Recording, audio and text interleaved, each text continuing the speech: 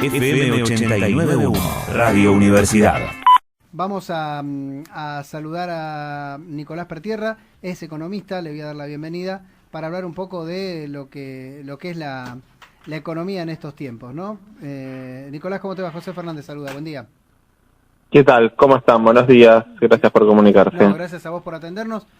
Bueno, ¿estamos parados dónde, no? Algunos te dicen, no, el acuerdo con el fondo se estira, el acuerdo con el fondo no se estira, otros te dicen, ¿y si no arreglamos con el fondo? Pero la mayoría te dice, si no arreglás con el fondo no tenés futuro. ¿Dónde estamos parados con ese tema? Bueno, ahí nosotros desde el Centro de Estudios Scalabrini Ortiz somos un poco de la idea de hace tiempo de invertir por ahí el orden de las prioridades, ¿no?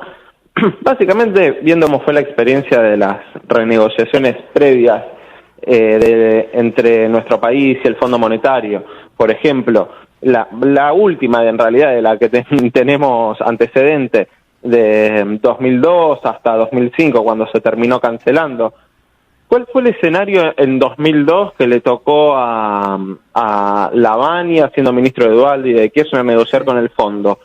Era una situación desde lo social y económico delicadísima, digamos, de las peores que había tenido Argentina en su historia, y el fondo estaba muy reticente en firmar cualquier tipo de acuerdo, digamos. Todo el tiempo iba corriendo el arco, ¿no? Sí. Poniendo más condicionalidades, poniendo más exigencias, y lo cierto es que terminó poniendo una firma, digamos, de compromiso por un acuerdo de muy corto plazo, cuando Argentina ya había empezado a encauzar, obviamente saliendo del fondo del pozo, pero había empezado a encauzar la situación por medidas tomadas por la propia dirigencia argentina, digamos, por decisiones tomadas en el país y no en acuerdo con el Fondo Monetario. ¿Qué quiere decir esto traído al presente? Me parece que la mejor forma de negociar con el fondo es fijarse sobre todo en la situación interna, ¿no? Y no pensar que la situación interna va a mejorar a consecuencia de un acuerdo con el fondo, sino que tener la visión centrada en la actividad, en el empleo y en los ingresos de los argentinos y argentinas es una fortaleza importantísima para sentarse a negociar con el fondo, porque si no te ven contra las cuerdas y te van condicionando cada vez más, ¿no? Claro, es como si vos te corren el arco, pero digo, si cuando vos empezaste a estudiar economía y demás te decían que un país tiene un superávit comercial de 15.000 millones de dólares, que fue lo que lo tuvo en el 2021, vos decís, ese país tiene que andar bárbaro, es decir, le entraron 15.000 millones más de lo que salió, con lo cual vos decís, tiene que andar bárbaro, sin embargo no hay dólares, y entonces... Bueno, es interesante y en realidad es una de las cuestiones por las que me parece uno termina estudiando, por lo menos en mi caso termina estudiando economía, porque se ve, nosotros usamos una expresión para eso que vos denominás, que es la economía real, digamos, ¿no? Claro. Que es la que vende bienes, servicios, exporta e importa. Por el lado de la economía real no se ve que la Argentina tenga un serio problema de competitividad, ¿no? Porque si no, como vos decís, tendría una balanza comercial deficitaria, produciría cosas que a ningún país le interesa, y eso no se ve. ¿Dónde está el problema? Sobre todo creo que en la cuestión financiera, ¿no? Y en la desregulación financiera que hubo, en una salida de capitales muy, muy importante, y si me permitís, por ahí amplío un poco la foto. Me parece que Argentina acá no está exenta de otros fenómenos que vienen de más mediano y largo plazo, ¿no? Yo diría de por lo menos mediados de los 70, que es la financiarización, ¿no? Como la cuestión financiera en la economía le ha ido ganando terreno a la importancia que tenía la economía real y productiva tal cual, ¿no? Y en esto ha habido ciertos gobiernos que avanzaron mucho más bruscamente en esto. La dictadura militar fue uno, durante el menemismo fue otro, y me parece que el gobierno de Macri en eso fue un gobierno donde avanzó muy fuerte en,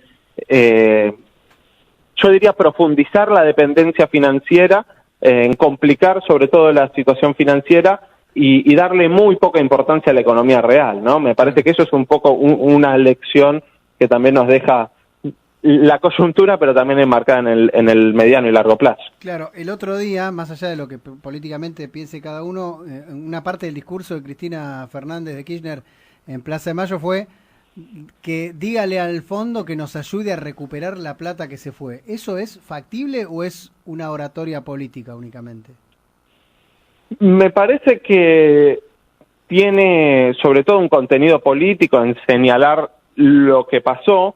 Me parece que el saldo en términos más prácticos de eso no es tanto recuperar lo que se fue, porque además se fue por canales legales habilitados, digamos, por el gobierno, que desreguló en ese momento toda la circulación financiera, pero sí me parece que es una señal, una advertencia para ver qué medidas se tienen que aplicar de acá de ir hacia adelante, ¿no? Y qué está pensando ahí, me parece, Cristina, en esa frase, que para mí es central para discutirla, por lo menos porque yo creo que la cuestión del bimonetarismo que decíamos y la dependencia financiera y la cuestión de ahorrar en una moneda extranjera en el nivel que lo hacemos y usarla incluso para algunas transacciones, si no se piensa eso como un problema, después podemos discutir la solución, digamos, ¿no?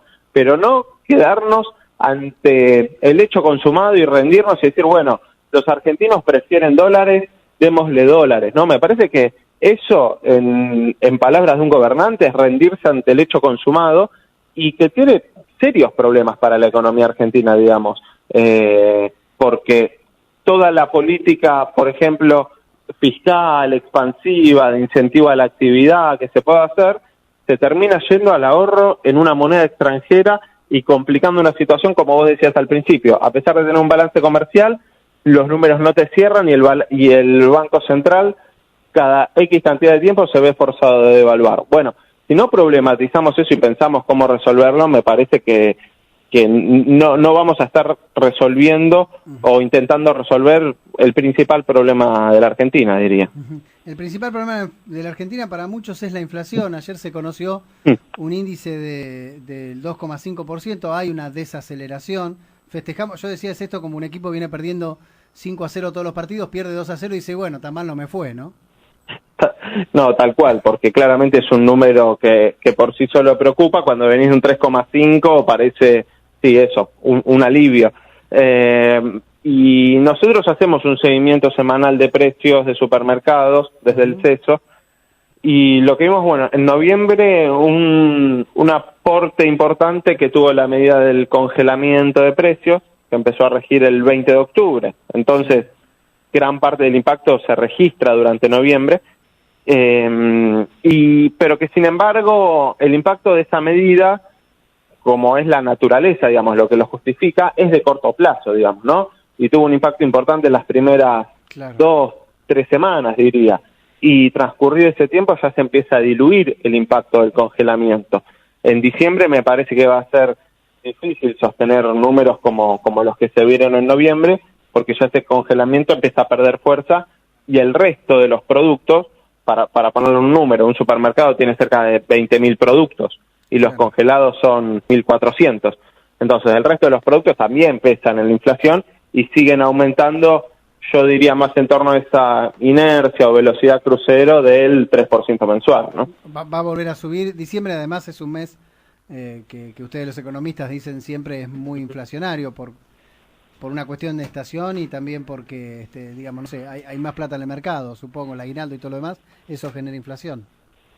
Tal cual, es más fácil convalidar una suba de precios en diciembre que en cualquier otro mes, y eso evidentemente también tiene un impacto, y en algunas regiones, bueno, en particular de la ciudad de Buenos Aires, por ejemplo, le agrega eso autorización de subas a colegios privados, y eso también impacta en la inflación de la ciudad y del Gran Buenos Aires.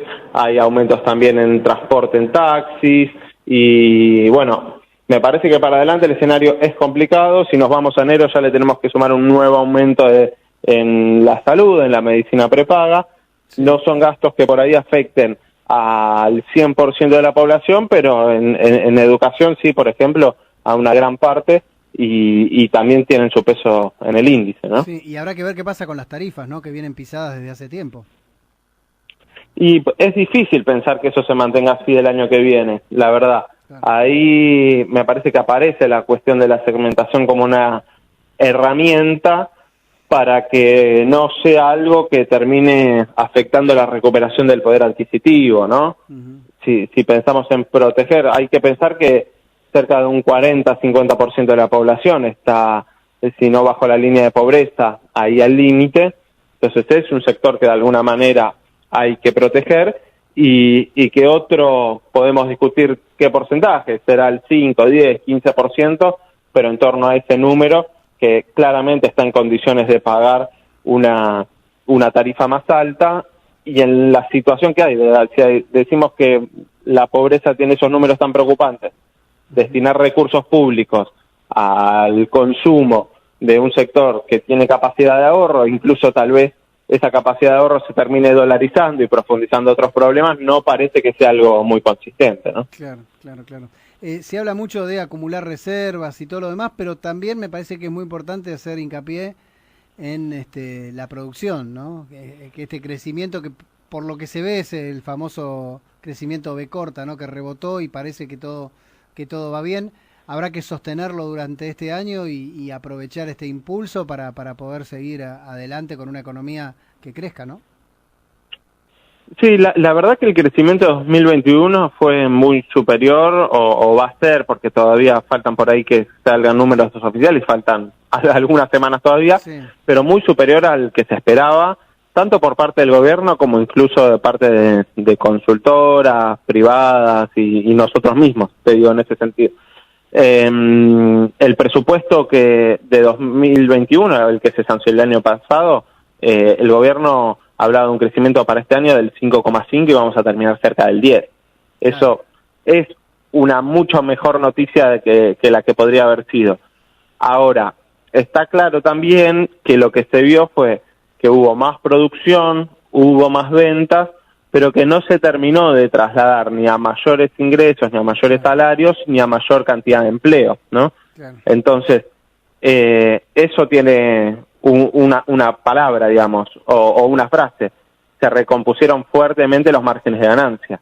Claro. Y en algunos sectores, más que en otros, seguramente, me parece que ahí está el sector de medicamentos, de alimentos, de prenda de vestir, indumentaria, que entran para el año que viene con un colchón de precios importante, ¿no? Claro. Que ahí tiene un trabajo para hacer el gobierno, en empezar a desarmar esos colchones de precios que se hicieron por las dudas, digamos, ¿no? Por las dudas de que haya un salto cambiario, por las dudas de que la inflación sea mayor, bueno, por las dudas de que haya otra ola de pandemia, todo eso por las dudas, que son esos colchones precautorios que hicieron, bueno, eso se tiene que empezar a desarmar porque no puede funcionar normalmente una economía con esos precios por las dudas, porque claramente terminan complicando la inflación y la capacidad de consumo y el poder adquisitivo. Uh-huh.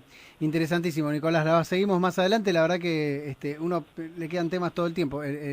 Lo que ha sido la revitalización del turismo también con este plan que me parece fue un exitazo, ¿no? Me da la sensación que el otro día hablábamos con Matías Lamens acá y él decía que para él había llegado para quedarse. Habrá que ver si Guzmán piensa lo mismo, ¿no? Sí, yo me parece, comparto en que es un sector que había sido el más golpeado sin dudas por efecto de la pandemia, que es de los últimos que se está poniendo al día. Me parece que en el año que viene va a terminar, si se logra terminar de normalizar, va a terminar de cerrar esa brecha que había hecho con el resto de los sectores, que por ahí la industria, por ejemplo, que se recuperó más rápido. Sí. Pero bueno, a mí, si me preguntás, por el sector donde terminan esos recursos, también me hace pensar que en algún momento va a haber que fortalecer políticas de ingreso más pensando en la situación social, en la solución de problemas sociales concretos, que por ahí en un sector de ingresos medianos o altos, ¿no? Gracias, Nicolás, un abrazo grande y felices fiestas. Igualmente para ustedes, muchas gracias. Desde la Universidad Nacional de La Matanza, Radio Universidad FM 89.1. Siempre cerca.